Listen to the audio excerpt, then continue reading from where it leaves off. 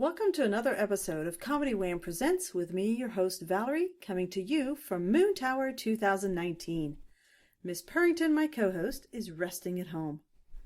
ComedyWham.com is your place to go for features about all Austin comedy and those passing through. We bring you articles, podcasts, album reviews, and live shows featuring the best in Austin comedy in all its shapes and formats. Launched in 2016, the podcast project brings you funny people and their stories. As a fan, I like to delve into a comic's background and motivations and will usually take a detour along the way. Consider the interview a way for you to get to know the folks that make the Austin comedy scene one of the best in the country. And now, from Moontower 2019, we take you on location with our guest. Ever the professional. Today, I am sitting down with somebody for the third time who's been having an incredible run over the times that we've gotten to know him.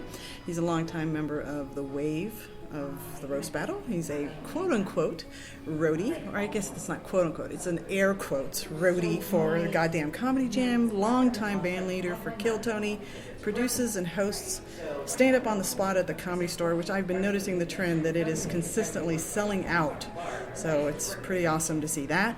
His podcast, Jeremiah Wonders, is on my must-listen list for every single week.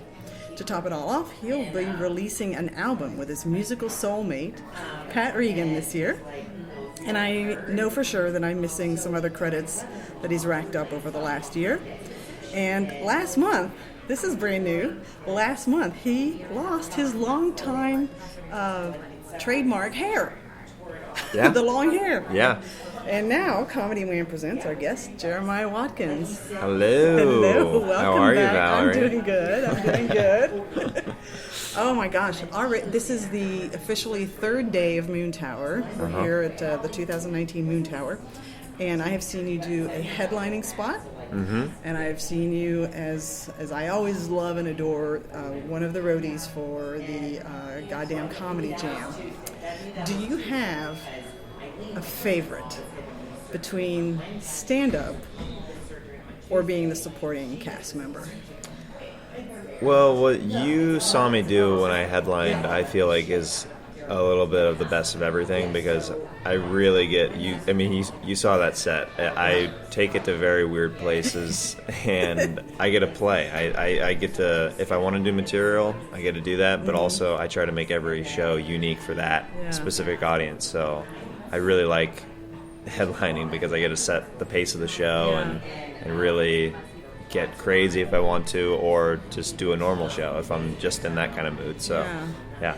I was trying to think on the way over here, because this is our third time sitting together. And by the way, you are my third time. I call it the Volume 2, Volume 3. Yeah, You're my first time, Volume 3. So nice. You are in the history And, records. I tried to actually be more ready for you this year. I woke up a little early and I showered. That's the first time, Valerie. Usually I roll right out of bed and I come right over and I throw a hat on. But I was like, you know what? Let's get some hot water on these vocal cords and not make it sound like I'm dead. The first year, you were jet lagged beyond belief. Oh, yeah. And the second year, the only time we could fit in was like a Sunday morning, which means you were at peak exhaustion levels from 3 nights of jams and other shows.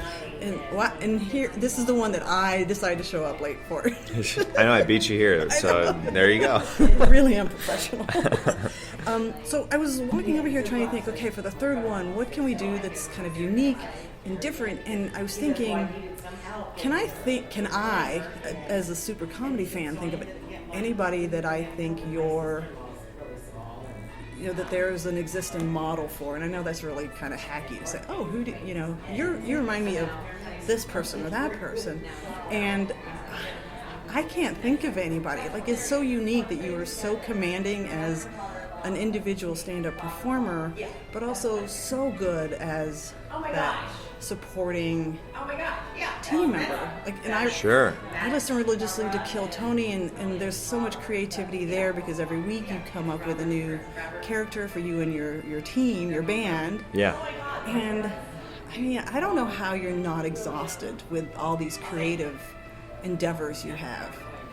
I think this is going to sound hacky, but it's truly like I love it, and I'm in love with the whole process and being creative, and I'm most happy when I'm creating and putting stuff out there. Yeah. So I think that's why even if I'm tired, like it's one of those things where, like, you know, my alarm went off for this morning, and I was like, all right, we're doing this. Like, you know what I mean? It's not like a second guess, like, oh, maybe I can sleep a little more. It's like, no, get out of bed. You have to shower. You have to go meet Valerie. And then the day's, you know, it's off to the races. Yeah. So, yeah, but I love doing all this kind of stuff. So I think that helps a lot. Like if you're, you know, the passion is definitely fueling all this, and the passion to always strive to become better in this field, because there's so much you can always be working on as a comedian and as a performer.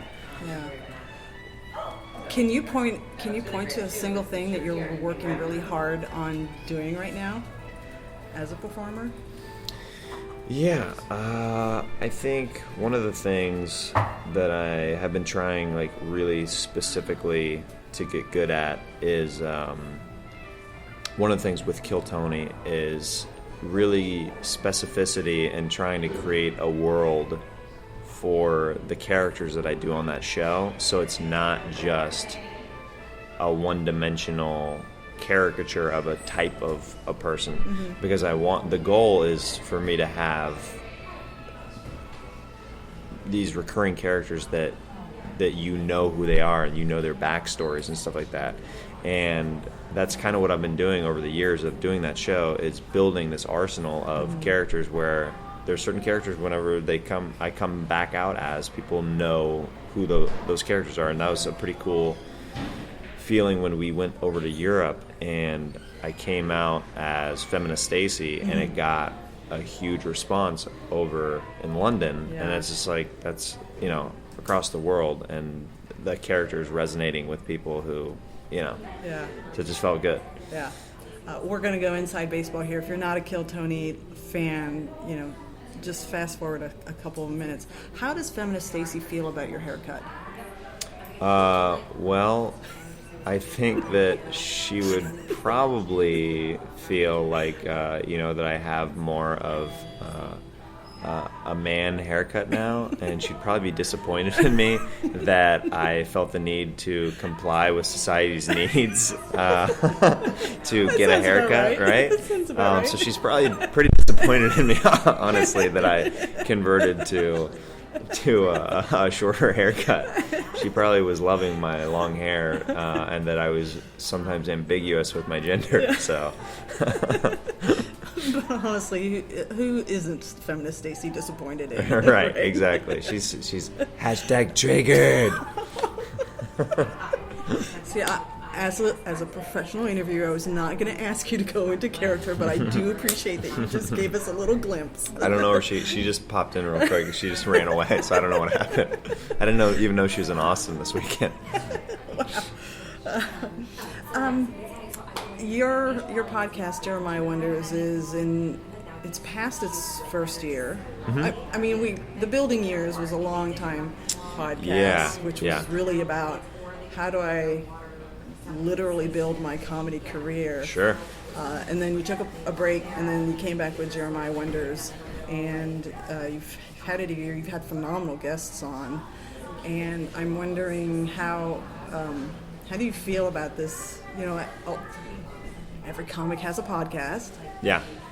What sets yours apart from every other comics? I think mine is a nice, fun break from a lot of other comedy podcasts, and that's what I've been told from my guests, is when they walk out of there, they're usually like, that was so much fun. I haven't done a podcast where I had that much fun in a long time, because you kind of get in the rigmarole of just kind of doing an interview sometime of where if you are just talking comedy shop or whatever, if you do a lot of those kind of interviews, it can sometimes get stale as a comedian. And the goal of that podcast is just to play and have fun. I say before we get started, I'm like, this is more of a riff and hang session between you and I. If we get to interview questions, that's cool, but get ready to kind of like improv with me and have fun. Yeah. So I think that kind of shines through in that podcast, because I mean, you'll listen to some episodes and you won't really learn that much about some of my guests. You're kind of like, wait, who's that person again that he had on? And I'm like, no, if they're coming on the podcast, like, I'm wanting you to check out their stuff because I'm either friends with them or I believe in them in some capacity and want you to know them as well as I do. So, yeah. Yeah, it is a mix of getting to know your guest, but also that having fun and the character work. Is like the Dan Soder episode was just so great, great. And I told you that I just finished listening to your latest release, which is Missy Missy Martinez, Martinez, completely wrong.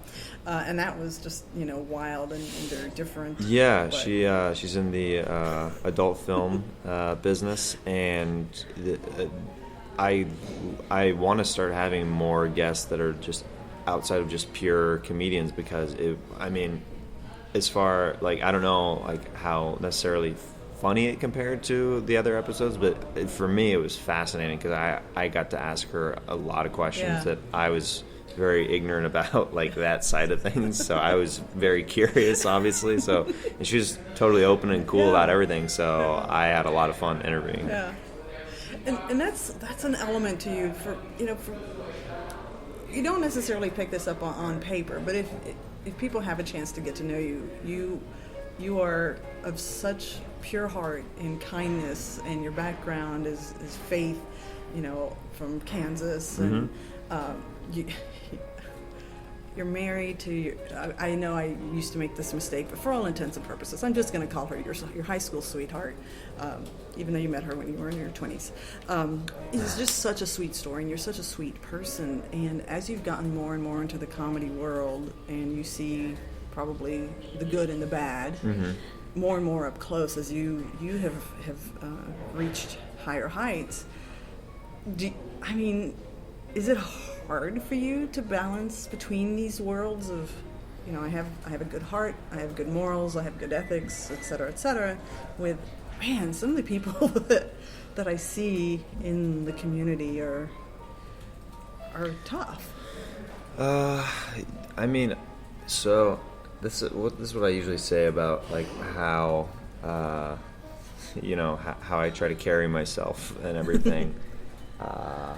I think I definitely sometimes, this might sound weird, I definitely wish sometimes that I was more of a dick, because it's way easier. It's way easier to just kind of like, just kind of let everything just kind of spill out and let things like, to have a chip on your shoulder, like whatever. But it's so much more gratifying long term to be a good person and be kind to people.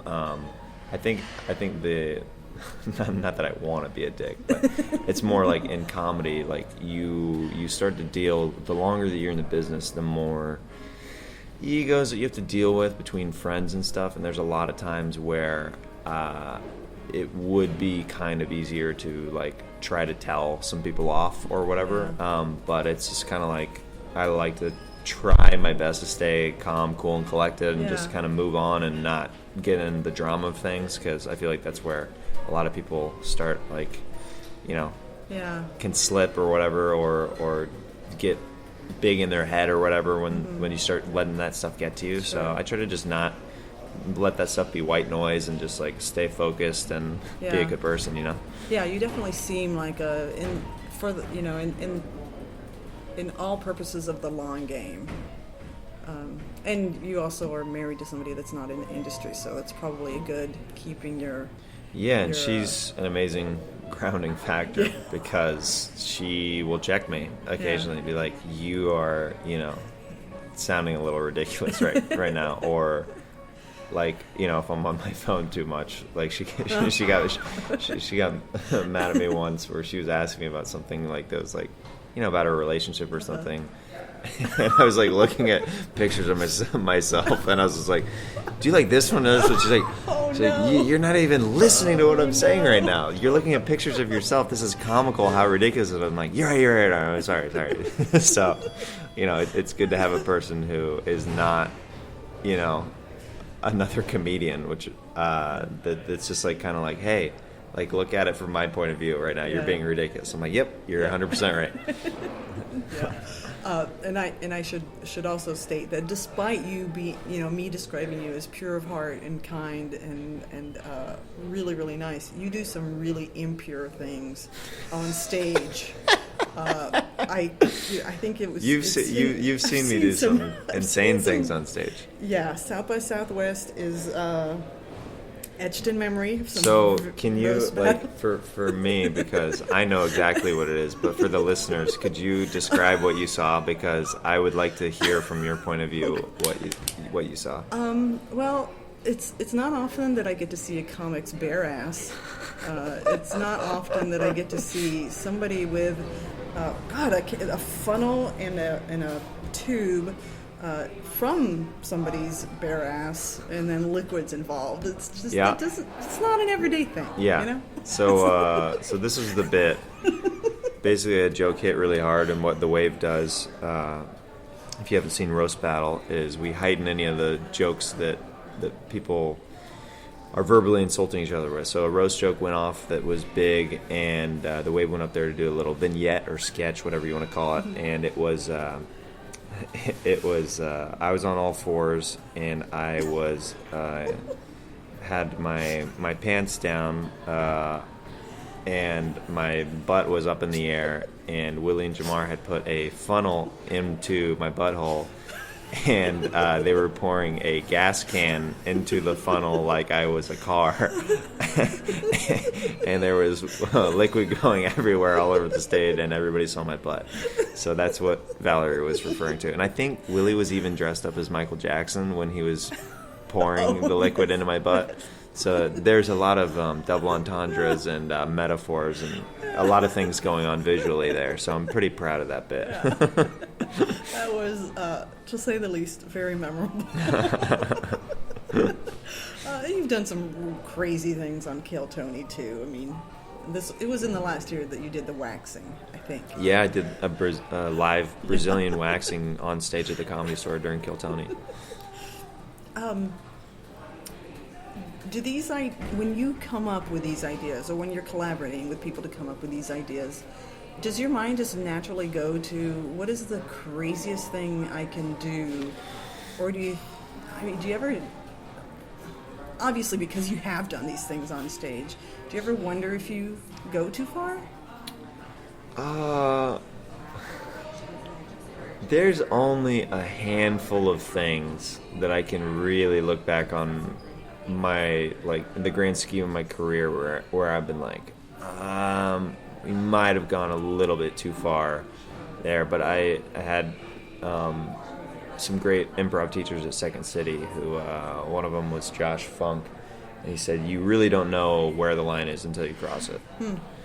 And that's kind of stuck with me over the years, because I'm always obviously trying to push the boundaries and stuff like that, and every once in a while you're like, made a little bit of a mistake or whatever. And I feel like that's kind of why comics get in trouble, whenever they get under the limelight on that big scale, and they have to apologize every once in a while, is because I think that they stop having a normal filter that other people have. Like, I always forget, because I'm around comedians, like, we say the most crazy thing to try to get a rise out of each other, and I have to remember, like, when I go back home to Kansas or I'm in normal conversations, like, oh, this is like, I'm on a completely different scale, I need to dial it way down, because this is like not a normal thing. So, but yeah, I mean, I am always trying to push the boundaries, and going off of like one particular thing that I'm trying to focus on. The character thing is definitely a thing that I'm doing, but also another thing that I'm trying to focus on right now is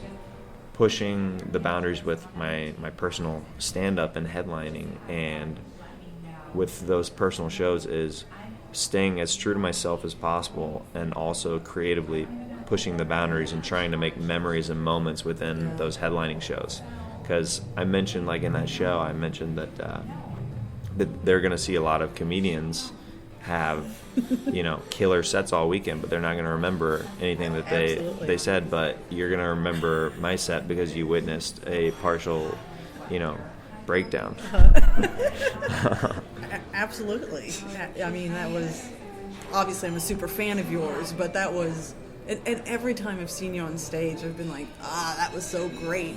I don't even like the band, but I love your Kings of Leon joke. It's just, I mean, and it's, I would say as far as comedy bits or sets, it's a really simple concept and idea, Sure. Yeah. but there's something about you doing it, and the draw out is just so like, oh, it's so good. Yeah, that's so one of those good. bits that I've been doing for a while that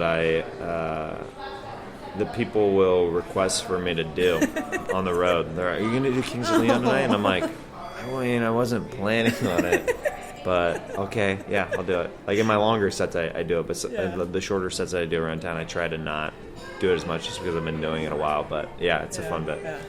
I do want to pivot to giving you a chance to promote some of the newer things that you're doing, and I'll start by segueing with the fact that you did recently do a headlining, a series of nights headlining back in your home state. Yeah. And you mentioned that you had to kind of scale back some elements to your to your sets. How I imagine that was really a valuable learning lesson, because you are on that brink of doing headliner sets across the country, if your schedule even allows it. I mean, you have just an insane schedule. Are you kind of excited or nervous about the possibility of learning to read rooms? You've been learning to read the Comedy Store rooms. Yeah. And festival rooms, but festivals are a little convoluted because it's a lot of fans that are Sure. going anyway, so they're ready for anything. But are you kind of excited, nervous about? I'm definitely excited. I think that it's going to be a new challenge, which I'm always excited to learn and have new obstacles as a stand-up comedian. It was very eye-opening headlining a weekend back in Kansas City, because those weekends I learned back home, you don't have a home field advantage. It's actually, in my opinion, it was actually way harder than some of the other weekends that I've done. Wow. Because there's a different expectation level. There's a little bit of, people don't realize that they're being pretty judgmental because they haven't seen me in a long time. So there's that energy of like, let's see what Jeremiah's been doing with his life the last 10 years. You know what I mean? So it was, I had to work like those shows. It wasn't like a cakewalk at all. But it's interesting because right now what I'm kind of going through, it's a fantastic problem to have. But right now, like Kill Tony and Roast Battle have both been touring and on the road, and they've been conflicting with each other. Oh, wow. I haven't been able to do a lot of the Roast Battle dates that I would have been doing because I was already booked for Kill Tony like a couple months out. And then and that's what's going to be hard about eventually. I'm trying to headline myself more, like those dates might start conflicting with some of the Roast Battle or Kill Tony dates, and I'm going to have to try to start like looking at the big picture kind of thing, like what's the best for me to be doing long term and stuff like that. So that's something that I have to kind of be thinking about like in the future. Right, good problem to have, but a problem to navigate nonetheless. And it is it's a unique part of your resume too. I mean, it's not the same as the Jam. It's not the same as doing headlining or showcase. The one thing that I don't know a whole lot about is stand-up on the spot. All I see your promotions. I see the amazing people you've been able to bring on. Yeah. And how it's been selling out consistently. Tell us a little bit about what the concept of stand-up on the spot is. Sure. That show I've been doing around Los Angeles for over 8.5 years now. So that show's my baby, and I've been kind of letting that grow. And basically how the show works is we as the comedians, we go up with no prepared material. We ask the audience for suggestions. They yell out suggestions from the audience, and then you have to create stand-up on the spot based off of what they yell out. So it's super fun because you're getting to see headliner comedians without a script and without a plan, which usually you see your favorite comics and they're killing because they have their set list ready to go and they're just kind of going down it, but with this show they're getting completely inspired by the audience, and they're having to it's like putting an animal in a corner and being like what are you gonna do, you know? Or another analogy I've heard is it's like, you know, free falling without a parachute and like trying to find a way to figure it out. So you get to see people come up with material that later I've seen, you know, people put in their specials and stuff, which is super gratifying for me to see a joke born at my show and then move on. They work it out and then it ends up on a special. Like, that's amazing. Yeah. So what I've been doing lately with the show is after they do their set, I go back on stage with them and we take suggestions together and then we riff together, and it's so much fun. It's like an added element that I just started doing a few months ago, and it's been extremely fun for me because I get to, you know, improv and riff with fellow awesome comedians, and for the audience it's fun because before I was just like kind of just hosting a fun showcase kind of show, and now they're like, oh, this is why this guy hosted, because that like improv is like his thing, like he has a knack for it. So yeah, if you have the chance to see it, if anybody's listening, it's definitely an unforgettable experience kind of a show. Yeah, I mean, like any improv, you've never seen it before, we'll never see it in the future. It's unique to that night, date, you know, time. So yeah, the only added element is what's fun is some jokes will be born out of it, so you might be like, did I see that on that show? That was so crazy. That was just something they came up with that night, and now it's like out there. It's cool. Back in December of 17, I believe it was 17, or January 18, I don't know, about over a year ago, I got to see my very first live Kill Tony. And I believe that it was one of the last, or may have been the last time that Pat Regan was on the show. And despite the fact that he left Kill Tony, you guys have been collaborating like bonkers, and you've been talking about this album that you've been working on together. You may have mentioned it even in the first time we sat together 3 years ago. Yeah. And last year you were super, super pumped that it was, you know, coming soon, and it's been a long, drawn-out process for you, but it sounds like it finally is. I mean, this is going to be the year. This is going to be the summer, right? Yeah, it comes out on June 7th on all platforms, and it's getting a proper rollout through Comedy Dynamics, and we're super proud and excited for people to hear it. Yeah, and you've had a couple of videos that have released. I'm going to get the title wrong, but the dad one. Stepdad, yeah, with Pauly Shore. Yeah. That was so funny. Oh, thank you. Pauly is pretty phenomenal in it. I was very happy that he agreed to help us out with that. Yeah. Well, and, you know, he's so indelibly connected to the Comedy Store. So that, you know, it's nice to... Because you must be a darling of the Comedy Store, I would imagine, among the people that are paid regulars. I'm there a lot. I'm there a lot of nights of the week, so they've grown to love me over the years. At first, they're like, "What is this guy doing here? This is nonstop. This guy's annoying." Well, you know, you're selling out shows, and you're part of shows that consistently sell out. So, you know, hopefully they cut you some slack. Yeah. What are you most excited, other than just the fact that it's getting released, about this album?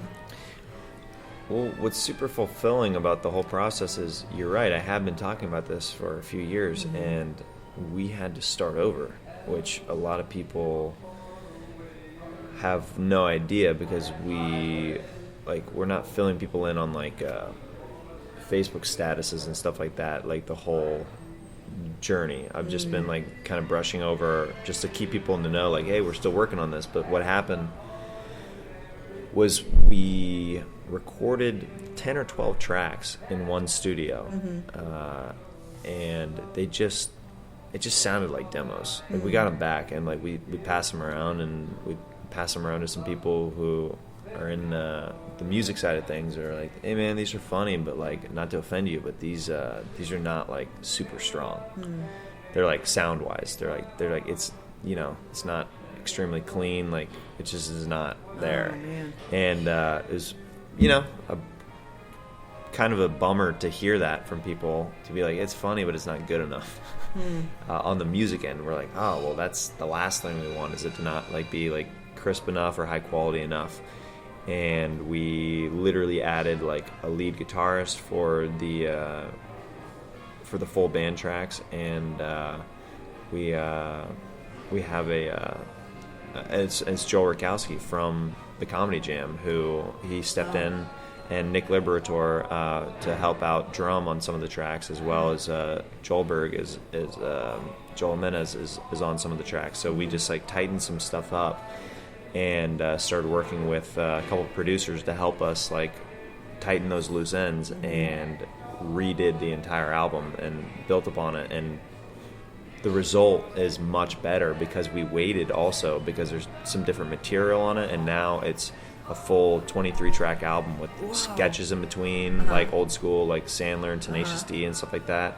And for comedy fans, I think it's going to be really cool because it's truly a throwback album, and I don't think many people are doing what Pat and I are doing right now, so I'm excited for that, just in general, just for people to kind of like the nostalgia of like, oh, this is like a full comedy album that's coming out. What a testament to you, by the way. As you're telling me the story, I'm thinking, okay, you could have responded in so many ways. You could have been like, oh, I'm getting all this negative criticism, fuck it, I'm done. You could have been, but I want to get this out. We already spent money, like we already spent a lot of time and all that stuff. You could have been, you know what, these people are saying this, but it's our work product, we're going to get it out there anyway. But talk about being focused on the long game. Well, some other good advice that I've gotten over the years is, I forget who told me this quote. This is a good one, and it's kind of random sounding, but somebody said, listen to everything and listen to nothing.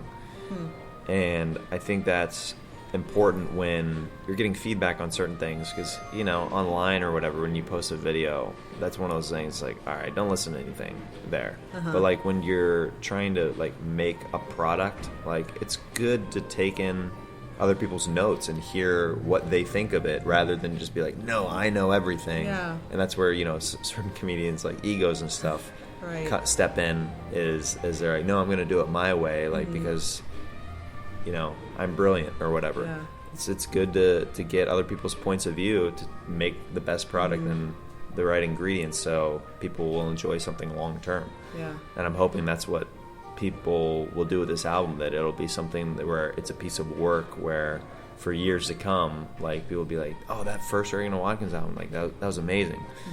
So Well, cool. Congratulations. And on Comedy Wham, we've started doing album reviews, and I already told you, I'll be buying the album and I'll do a review, and it's more free press for you. I appreciate it. That's awesome.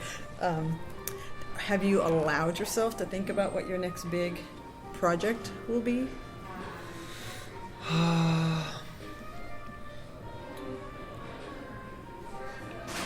trying to take everything kind of day to day and month to month, because right now I've got a pretty hectic tour schedule coming up.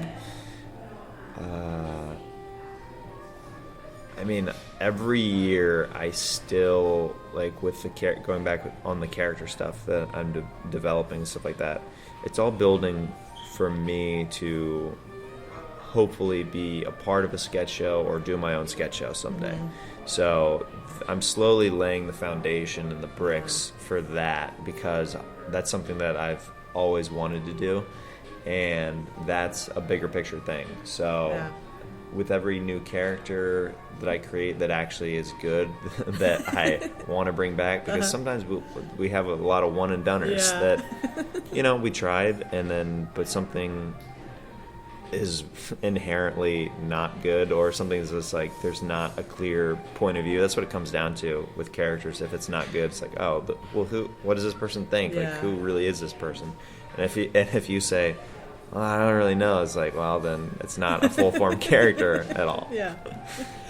This has come up every single episode that we've recorded together, but I know Saturday Night Live is big from your the days where you were striving to be the comic, and it's last year it sounded like that's still something that's a dream of yours. Does it continue to be a dream of yours? I mean, when you say the sketch show, I can't help but think of the conversations that we've had about, Of course. how Saturday Night Live would be. Yeah, it's kind of interesting. The longer that I do stuff like Kill Tony, the more messages I constantly get that are like, hey dude, have you thought about being on SNL? I'm like, well, first of all, it doesn't really exactly work like that. That's very like that's a very like parent kind of thing to say. Like, yeah, you should think about you should think about doing that sketch show called SNL. I'm like, yeah, no, I've thought about it a couple times. So yeah, the longer I do shows like Kill Tony, the more I get those messages like you should like why are you not on this show? And it's still a driving force for me in my career. And I think until I at least get my shot auditioning, or if I audition and I don't get it, I think that will be an interesting chapter for me, because that's been such a motivating factor. And I honestly, this is how my mind works. Like, if I don't get something like that, that's fine, but I will want to host the show someday. You know what I mean? Yeah. So that would be the next step. It's like, okay, got to keep working as hard as I can as a comic, where I get to host that show and hopefully be doing my own sketch show in the meantime. Yeah. So, but yeah, that's definitely still and always will be. That show has a very special place in my heart, just because it's one of the things that got me into comedy. So, of course, I want the full circle feeling of getting there someday. I went there to see the show last year when my pal Tiffany Haddish was hosting, and that was really special for me, because and obviously it was a special night for her, of course, but my buddy Eric Marino was writing there at the time, and he showed me his writing room, and he showed me backstage and the dressing rooms, and really gave me the extensive tour of 30 Rockefeller Center. And it was just very eye-opening, and it was just super inspiring to see somebody who I had done shows with and open mics kill it as a host, and everything that's going on with Tiffany. We're all super proud of what is going on with her, but it was just cool, like that specifically. And I saw her at the after party, and she reminded me of a pilot we did together years ago that never got picked up or saw the light of day, that we always joke about. It was just cool. It was just like, oh man, this is like, yeah, it can happen. It can happen. It's amazing. Yeah. Okay, well, I wanted on the record that when you get on Saturday Night Live, you'll still talk to me, right? Absolutely. Okay. All right. Hey, we're 3 years strong, Valerie. We're I connected. I showered for you this morning. Okay, I'm going to blush. 'Cause that's we'll start wrapping up. Andy Kindler does his state of comedy at Just for Laughs. Yeah. I've seen a few of them on YouTube, and I was trying to think, how can we make this like really a standing thing with you and I recording? So I'm going to anoint you. I don't care if anybody else has already done this concept, but will you give the state of Moontower as we wind down? Oh wow. I mean, first off, I have to ask, what exactly do you even want? Because those are, if anybody's seen Andy Kindler's speeches, I don't want an hour. Yeah, I don't want an hour. He spends a lot of time on writing and putting these speeches together, and it's very tongue-in-cheek, a lot of it, and very not sincere. So I'm not exactly sure what Moontower dress you want me to have. So you've been coming to Moontower 4 or 5 years? I think this is 4th year, I think. Yeah. Right. And I mean, you've seen changes in growth of the festival and the changing lineup. Your own progression of your career throughout the Moontowers. How I know everybody gushes about, the comics tend to gush about Moontower because it's fun. It's one of my favorites, and I've literally done most of the comedy festivals in the country that are like some of the bigger ones, at least.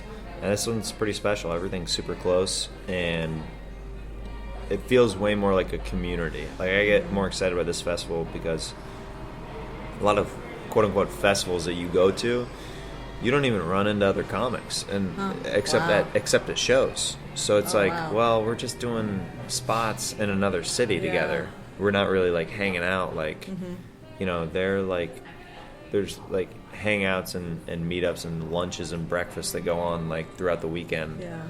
That go on that I get to see comics and buddies from New York and Big J and that crew and everything. And I will say that the Sklar's have got to be really happy that the ping pong slapdown continues, because as long as that continues, they have a full ride scholarship at this festival every year. Right, they do. They do. Well, they're so prolific. They have a full ride. It's amazing. Well. Yeah, kind of like you. I mean, you're so prolific that I think you have a full ride. And Josh with the jam. That helps for sure.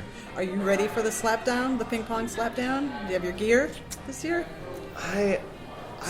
Judah Friedlander whooped me so hard last year, and I made it to the finals. I've tied for third place the last several years in a row. I've gotten that far, and there's just a couple locals though that is just, they sign up every year and they're really good. I would love to win it one year, but I've not been playing that much lately, so we'll see.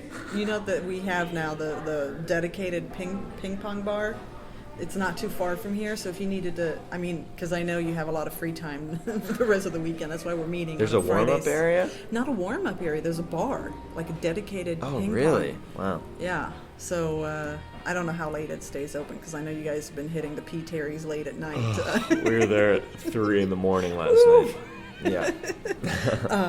But, if you needed to get in a little bit of a little session. Yeah, a little session. All right. Jeremiah, one of the things that I do with my podcast is I always ask one word to describe your past. I didn't do my homework. I don't know what you've said in the past. But I also close asking one word to describe your future. And I will ask you that because I figure, every time we meet, maybe your future word changes. Sure. Oh, one word to describe my future. This may sound like a strange word, but I just think that it's just how it's going to be, and the word is tumultuous. I think it's going to have a lot of ups, and I think it's going to have a lot of downs, because everything that I've worked hard for with my career up to this point, I've had really high highs and really frustrating lows with things. Like anything that, like, just even with this album, it's just like it's taken years to get to a place where I'm happy with it and I'll be proud to release something like that. And I think that there's a lot of stuff behind the scenes, like different projects and stuff that have happened and then have not happened that I've been really bummed about. But you just got to keep pushing forward and trying to be the best you can be, and eventually, like, it'll get to a place where it's ready. Yeah. And when you said that word, I thought, because like what you were saying with the conflict of schedule with Roast Battle and Kill Tony, that's gonna there's going to be more and more demand on your time, and it's gonna take some time to adjust to figuring out what your new normal is as new opportunities come up. And I don't want to say the words, but you may have to say goodbye to things, and that sucks. I know. It's interesting. It's, I mean, already with the jam, like you talked to me that interview a couple years ago, we were touring with that show all the time, and we really don't tour that much with the show anymore. We'll do some festivals here and there, but that's already one thing that I've already had to limit a little bit over the years, because we're all kind of headed in separate directions. Where, like, with Josh is doing his podcast, The 500, which is an awesome podcast that you should also check out. And that's, I really believe in him and what he's doing with that, and that's gonna blow up. He's got some stuff in the pipeline that he's gonna announce soon. That's I'm really proud of him for, and that's gonna be a new vehicle for him. So everybody's kind of gravitating towards like it's funny, like what their knack is, and what kind of you're like, oh, like the puzzle pieces are slowly starting to fall into place. Like if you look back at the kind of trajectory of the different shows that I've been a part of, like all these ensemble shows, they've all had different like peaks and valleys. Like it was the Jam for a while where I was touring everything, roast battle for a while when we were doing a lot of stuff like when it was on Comedy Central, and we might come back and that's touring a lot again. But Kill Tony right now, we're about to do a summer tour, and then like I said, my stand-up, I'm trying to get to that point. And then also Reagan and Watkins, we have this album come out. I don't know where that's gonna take us or whatever, so it's very exciting. And you have a wife who wants your time too. I know. So and she wants a family and stuff too. So so tumultuous is a great word choice. You'll figure it out. Yeah. You'll figure it out. You have a lot of grounded friends and family. So I have no doubt. Definitely. And I have it on record that you're not gonna stop talking to me. So I mean, whatever. You don't have to worry about that. Yeah. Even though I said that I sometimes want to be a dick, at the end of the day, that's not me. So. Awesome. Well, that's a wrap on Comedy Wham Presents Jeremiah Watkins Volume 3. Tell us where we can find you on social media and upcoming shows, projects, and if you would, maybe a quick little blurb about one of my favorite things about your podcast, which is the Kindness Challenge. Yeah. So you can follow me on social media at Jeremiah Standup. Across the board, go to jeremiahwatkins.com for tour dates and different info and tons of videos. My Instagram is very active with different videos, and my youtube.com/Jeremiah Watkins. That's where you can find Jeremiah Wonders. And the videos and clips for all the podcast stuff that I'm doing. And the Kindness Challenge is something that I do every week on Jeremiah Wonders, where I challenge the listeners as well as myself to do something nice or kind out of the kindness of their heart for a stranger, or it could be for even somebody that they know. It doesn't matter how big or little, as long as they're contributing something positive to society. And I read letters on the show that people send in of what they did that week to be kind to people. And it's been something that has been really cool for me to share other people's stories, and also for me to remind myself. It's a constant reminder for me and my wife, really, too, to really go out of our way to be extra kind to people and really make an effort to do something maybe out of the ordinary that you maybe wouldn't. And I think that it's been hopefully making me a better person long term, because it's been really cool to share other people's stories. And I try not to share mine too much, because I also don't want it to come off like I did this great thing, you know what I mean? So I try to be pretty selective with when I share mine, but otherwise I feel like people can be doing it for the wrong reason. But I'm like, no, I'm requesting that you send in your stories because it helps other people out. So it's something that's been pretty cool about Jeremiah Wonders that I've been doing. Yeah, and Inside Baseball, I do like the fact that now you read them with your guests. Oh, you do like it? I do like cool. that. Yeah. Okay. Because it gets them thinking, and that's got to go out into the community too. Yeah. Once they're thinking about it. Yeah. So I think it's a great change. Yeah, I think it's an improvement. Also, it's funny because some of the guests that I've had on recently will riff on it and kind of be like, "That's your that's your kindness challenge that you wrote in about." And they're like, you need to be more kind than that, which is kind of funny because, like, as the host, like, I'm never gonna say that, but like as the like a guest who's coming on the show, it's hilarious. Like, I've got a couple guests coming up who, Tim Dillon was one who he went off on the person. He's like, it's easy to love puppies. Oh, good for you! Like, it was so funny. Awesome. And then Dan Soder shared one where he helps. He helps women on subways with their strollers upstairs, because it's hard to, in New York, it's a crazy situation. And I had multiple women write into me. They were like, I was thinking of Dan, like, helping women carry strollers, and I'm really attracted to them with that story. And I just thought that was hilarious. I'm like, well, I guess it kind of challenges working in different capacities, I guess. Dan has so much game. Yeah. It's just, yeah. We hope you've enjoyed learning about how Jeremiah continues to be the comedic genius that you heard today and for the last 3 years as much as I have. Be sure to visit ComedyWham.com, give us a follow on Twitter and Instagram @ComedyWham, like our Facebook page. You can listen to past interviews on iTunes and your favorite podcast players and review us while you're at it. This has been Comedy Wham presents Jeremiah Watkins. I'm Valerie, and that's been funny. Thank you, Jeremiah. Thank you. And I got to say one more thing, a kindness challenge that Valerie did for me, because I think of Valerie all the time. She sent me a new laser printer. Who does that?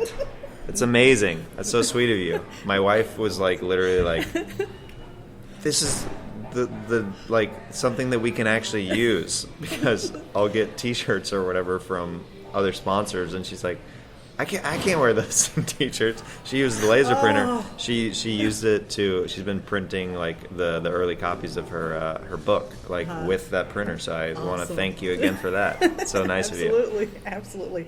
And I'm more impressed that I'm more concerned with the magnet that I got you, the Bill Murray. I look at I look at Bill Murray every day on my fridge. So I think of Valerie as just bouncing around in my head all the time, because there's a couple objects around my place where I'm like, yep, Valerie got me a magnet. She got me a laser printer. So if you need a new throw rug, just let me know. Just let me know. I've got Amazon Prime. All right. Thank you, Jeremiah. Yeah, thank you.